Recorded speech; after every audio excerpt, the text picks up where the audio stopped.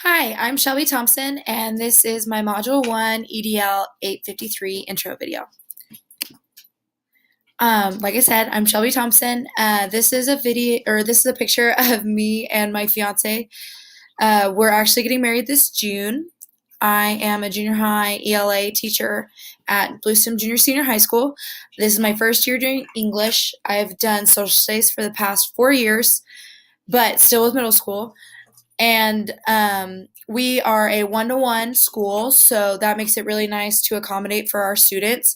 We really focus on each individual student and making sure that we're creating hope and success for every child. That's our mission statement at Blue STEM.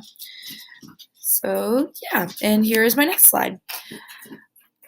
And to segue into that, my school facilitates for every child, not just those who have special needs, but we particularly focus on those children. We feel at our school it is the job to help and accommodate for every single student and have a plan so every single student has hope and success. We also make sure that we're creating real life expectations for our students. We understand that not every student is college bound at all. So how can we prepare our students for maybe a technical school or for the workforce and things like that to get them ready for that? We really try to focus also on the whole student, meaning we do a lot of trauma-informed practices as well, so that we are focusing on their emotional and mental health as well, not just the academics. The personal use of the appropriate learning materials and strategies that I use, it just depends on the student. Honestly, I've accommodated and modified for even students who may not have special needs, but just need a different way to have content delivered to them, or have how they deliver their content as well, because we want to make sure that we're engaging students so that they are understanding the content and connecting to it and learning deeper.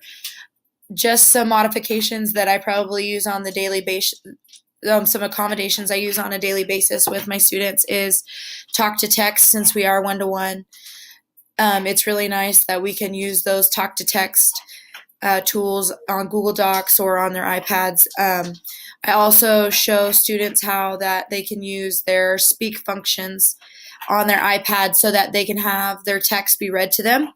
Especially for dyslexic students, this is a great tool for them because then they don't feel so restricted to just that piece of text. They also have an audio piece that helps them.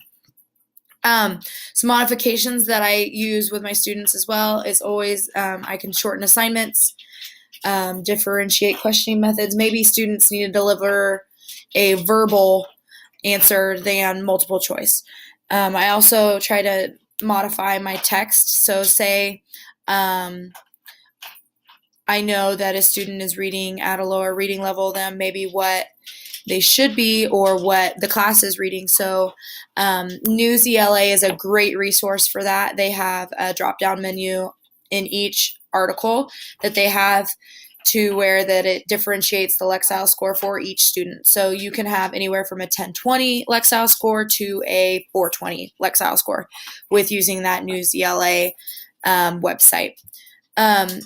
But like I said, it really just depends on the student. I want to make sure that I am serving my students in a way that they can learn, and especially for those students who may have special needs, making sure that those needs are being met for that student.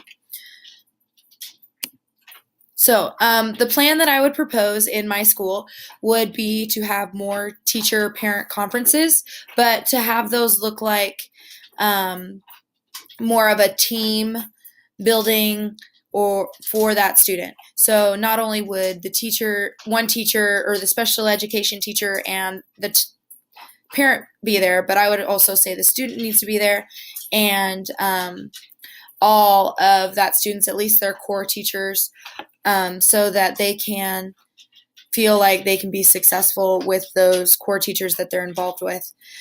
I think that this plan would help our school because it would be making sure that everyone is on board and knows what's going to happen for that student, because I feel like in our school a lot of the times we have great special education teachers in our building, and they go and be above and beyond for our kids, like giving them rides or attending birthday parties and things like that. They really have that deep connection with the students, so, and the parents at home.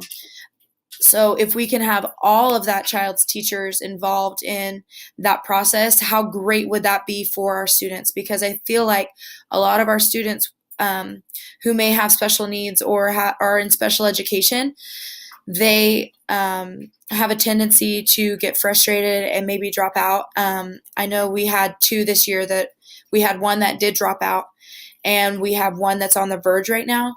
And I think if we just had that extra support, that we could get those kids to graduate and maybe have a better future, because they didn't feel like they had to go into the workforce right then. So just building in more supports for those students as well. The funding for that is, I don't know if there would be extra funding needed for that, because it would depend on the situations for that student. I would think that teachers in our building would be gung-ho for that. They would hop right on board because they want to make sure that that student is has the most support that they can have possible. And if that student did need more support, like financially, so they felt like they could still come to school while not just having to go straight to the workforce, I think we would have to find extra funding for that possibly. But that would be with the help of teachers. It wouldn't be just straight like the school giving funds to that child. It would be, okay, what other support can we get donated, or what community involvement can we get help with, and things of that nature. So not direct funding for that. So yeah, thank you for watching my presentation. I look forward to the rest of this class and learning more about the principal's role and administration's role within special education. Thank you.